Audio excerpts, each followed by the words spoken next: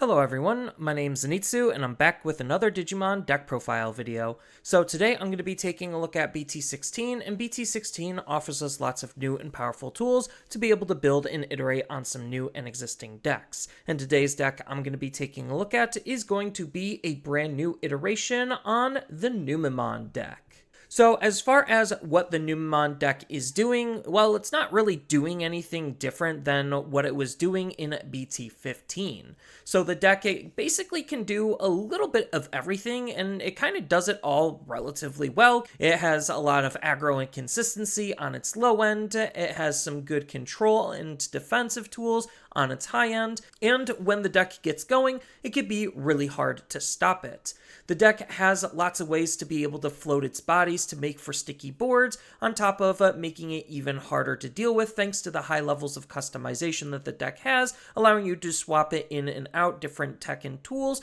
depending on your personal preferences and the meta that you're anticipating. The biggest weakness of the deck is the fact that it is a deck that wants to generally go as wide as it possibly can, and, well, there's a lot of decks and cards that can take advantage and punish those types of strategies. Then the deck is heavily tempo-based, and if the opponent has the ability to control you early enough, then it's going to be really hard for the deck to actually get going. But outside of that, this is still looking to be one of the strongest decks in the BT16 environment, so with all that said and done, let's just dive right into the deck profile and see what we're working with. So I am going to be playing a black base. You could still think about playing a purple base if you really wanted to, but I do just like what the black base is doing, allowing us to have easy access at evolutions. So I'm going to be utilizing 4 copies of the EX4 Numemon as a way to reward us for our evolutions, because when another one of our Digimon digivolves, that allows us to draw a card, and because we're going to be utilizing the Ukamon engine, we're not necessarily digivolving on top of our level 3s very often, which is why you have that flexibility and customization to begin with, and this is just one of the better ways to help with the deck's overall consistency. And as far as the last Digitama, you technically don't have to run one, but I do recommend one just because Ukamon allows us to turbo our raising area, and what better one than Tokamon from EX5, continuing with the theme of having some additional card draw for added consistency. Next, when it comes to the level 3s, we're mostly going to be focusing on the Ukamon package. So this is going to be 4 copies of the promo Ukamon and 4 copies of Ukamon from BT16. So these cards can digivolve on top of any color egg, which allows us to customize our level 3s as well as what eggs we're going to be playing with, again allowing you to have that customization to tech for whatever you're anticipating on facing. But what the new Ukamon from BT16 is offering compared to what we were using with just the promo Ukamon is even more consistency. So it does have a slightly higher evolution cost, but that's what makes it a really good turn 1 play, because then we could use it as a good choking tool to hide in our raising, put the opponent to 1, and then next turn move out to gain full benefit of what it's doing. So it, like the other one, has an ability where during your turn once per turn, when a Digimon leaves your breeding or raising area and is put into the battle area, what this card is doing is allows us to reveal the top 3 cards of our deck, add 1 Digimon or Tamer card among them and put it into our hand, and then the rest go to the bottom of the deck, and then, just like the old Ukamon, we also get to hatch a new egg in our raising area, so that way we could reload right away for moving this card out of the raising area. So this is just really powerful at, again, just adding to the overall consistency to the deck, allowing us to be able to find our parts and pieces that we need even better, while also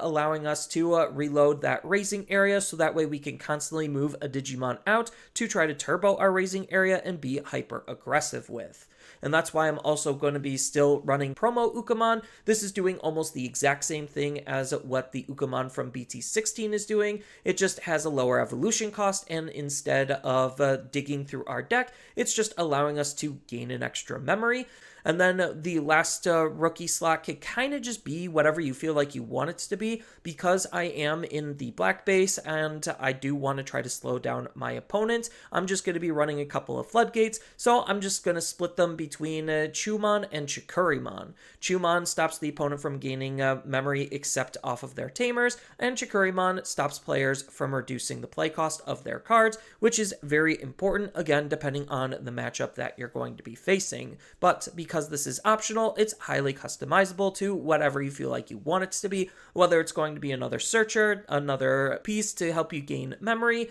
or just some different floodgates. And then when it comes to the level 4s, I'm just going to be simplifying it to run 4 copies of the RB1 Numemon. So this does have an on-delete ability that allows us to check the top 3 cards of our deck, add a Monzimon and a Numemon card from among them into our hand, and then the rest go to the bottom. So when he inevitably dies, we get to try to make our deck a little bit more consistent with that searching ability. Then he has an inheritable ability that gives our Numemon and Monzimon named cards the blocker ability, so it's a little bit worse than the BT14s in terms of how he's going to be giving our Digimon blocker, but for what we're trying to use as blocker, it really doesn't matter at the end of the day, which is why I'm favoring the consistency over some slight extra aggression. Then I'm also going to be running 4 copies of Jerrymon from BT11 still, because this card counts as a Numemon, and he's one of the primary digging tools because we get to discard a Numemon, Sukamon, Nanimon, or Edamon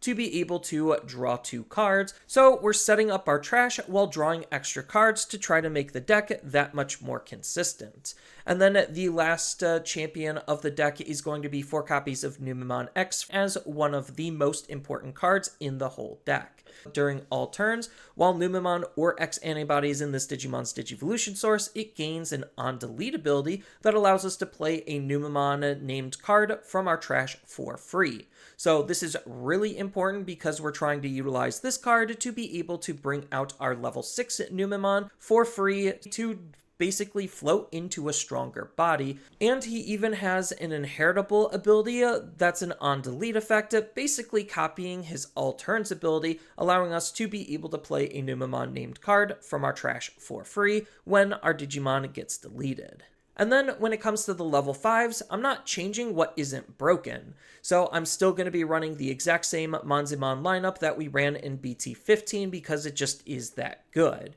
So I'm going to still be running 4 copies of the RB1 Monzimon because this allows us to just have a way with his on-play effect to place a Numemon named card from our trash to the bottom of his Digivolution source and gain 2 memory. And he also has a secondary on-play and when Digivolving ability you're going to be getting no matter what, where you're going to give one of the opponent's Digimon minus 3000 DP and minus security attack 1, so it could either delete or help stall the game in your favor while you're trying to figure out a way to aggress onto the opponent. Then while this Digimon is a Numemon or Monzimon named card, then it also gains security attack +1 to try to push for some extra damage. And that same inheritable ability can be seen on Waru Monzimon, so that way we have consistency in that effect, while this card having some similar style of usability, where his on-play and when Digivolving ability allows us to trash a Numemon named card from our hand or this Digimon's Digivolution source to de-Digivolve the opponent's Digimon by 1, so there's an alternative form of removal and control to try to mess up the opponent's game plan, while he also has a secondary on-play ability where we get to place a card with Numemon in its name from our trash to the bottom of this Digimon's Digivolution source, and until the end of the opponent's turn, their Digimon with a play cost of 5 or less can't attack players, stopping their potential aggression. And both of these cards allows us to use the 4 copies of Monzimon X Antibody rather efficiently. So they both have that same inheritable ability, which Monzimon X Antibody could take advantage for a really cheap early aggressor with that security attack +1. But what we're trying to utilize this card for is its when Digivolving ability, where if Monzimon or X Antibodies in its Digivolution source, then we get to play a Numemon or level 3 Digimon from our hand for free, allowing us to continue the aggression and flooding the field, while also triggering its secondary ability, where during all turns once per turn, when another Digimon is played, one of your opponent's Digimon gets minus 2000 DP for each Digimon we have have on our field until the end of the opponent's turn. So this is just a really strong ability because the wider the field that we have, the more DP we could possibly reduce, which by default, if he's playing a Digimon himself, means that it's already a minus 4,000 onto one of the opponent's Digimon.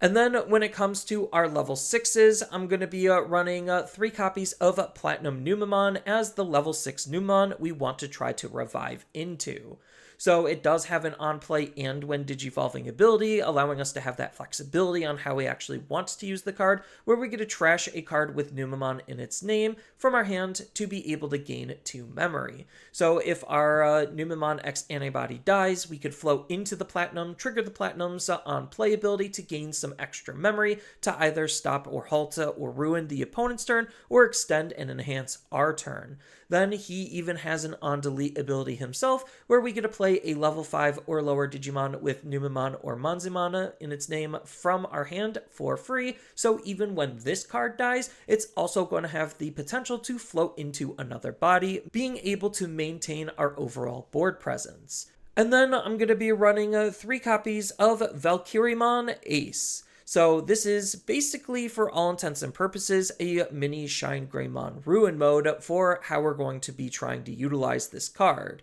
So he is an Ace Digimon, which means he comes with that overflow effect on top of the hand Counterblast Digivolution to potentially Digivolve for free on the opponent's turn. Then, whether we're hard playing him or just Digivolving up into him, all of the opponent's Digimon gets minus 5,000 DP for the turn, which is pretty decent because it does affect all of their Digimon, which means any Digimon that they're hard playing coming out of raising, Digivolving up into off of a Tamer, it doesn't matter, all of their Digimon will have that minus 5,000 DP, which could really limit some of their potential. And then he has another ability where during all turns, once per turn, when a card is removed from a security stack, which is not hard to do because we just get to attack into it, we get to delete one of the opponent's Digimon with 8,000 DP or less. And if this effect didn't delete a Digimon, then this Digimon gains security attack +1 for the turn. So it allows us to be able to try to deal even more damage or remove one of the opponent's threats.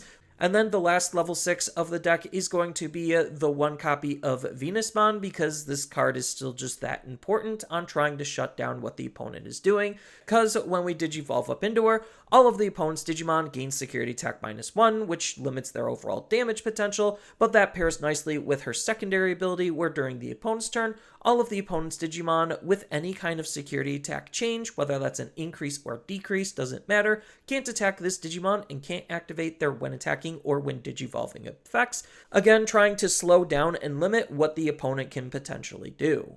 Then, when it comes to the level 7s, we can start to be a little bit more flexible with our level 7s as we get more level 7s to work with, but I just still like utilizing Death Exmon and Shine Greymon Ruin mode, because they're just that easy for us to use. So, Shine Greymon Ruin mode has that when Digivolving and on delete effect to give all of the opponent's Digimon minus 5,000 DP, which we saw with Valkyriemon Ace, so we could really stack the opponent's DP reduction to make it so their turn is borderline unplayable, depending on how far we want to try to push with our DP reduction. Then he even has a nice end of attack ability where we do get to delete this Digimon and one of the opponent's Digimon, we get to recover one, and if we have a Tamer in play, also hatch a new egg into an empty space in our raising area, ready for us to reload, so the control potential off of this card is very, very high in this deck. And then Death Exmon is just a card that we're going to be hard playing more often than we're Digivolving into because of his cost reduction, but when we're going to be playing him or Digivolving up into him, we get to de-Digivolve 1 on all of the opponent's Digimon and delete all of their level 4 or lower Digimon, which could really screw up their overall game plan, especially if they have a wide field. Then during the end of the opponent's turn, we get to delete all of the opponent's Digimon with the lowest play cost for some good continuous removal. Then when it comes to the Tamers, I'm going to be running 2 copies of Louis, because Louis is basically the hybrid for game in this situation because of his on-play ability, where we get to move out one of our level 3 or higher Digimon from our breeding area to the battle area. So the fact that he already has a pretty low cost means that this is an easy way to try to cheese out a win, because we could use him to gain an extra attack out of nowhere. Then he also makes the game even easier for us when it comes to our overall tempo, because during your turn, when one of your Digimon moves from the breeding area to the battle area, by suspending this Tamer, we get to gain 1 memory, which he does see himself do, so essentially, we only need 2 memory to be able to make a Digimon come out of nowhere and potentially steal games,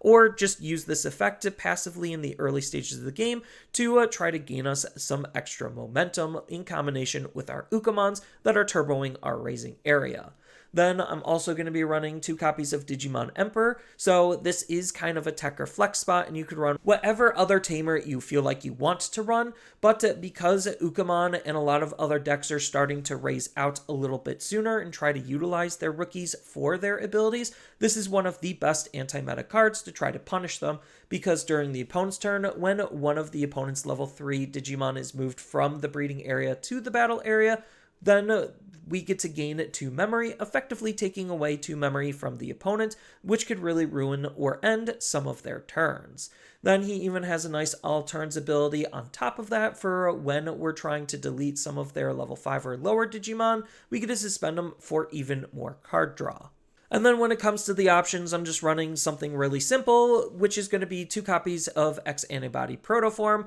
as a good card to just shove underneath one of our level 4s. Use this ability to not only just count as an X Antibody in the Digivolution source, but reduce the Digivolution digivolving into an X form Digimon by 1, which we're going to be using to digivolve into our Monzemon X Antibody for a reduced cost if we don't have a Monzemon. Then its all turns inheritable ability is pretty decent at being able to recycle cards that are in our Digimon's stack, while also being able to put this card into our security stack, so that way we could try to reuse this card over and over again. And then the last option of the deck is going to be the big hard removal card, which is just 1 copy of Heaven's Judgment. But that's pretty much it for my interpretation of the build, and I think this is going to be one of the stronger decks that's going to remain in the meta, being one of the more aggressive decks, while also having some really good control and customization to it. And speaking of customization, we do have a whole bunch of various other tech and tools that we could think about utilizing, all depending on what cards you have access to,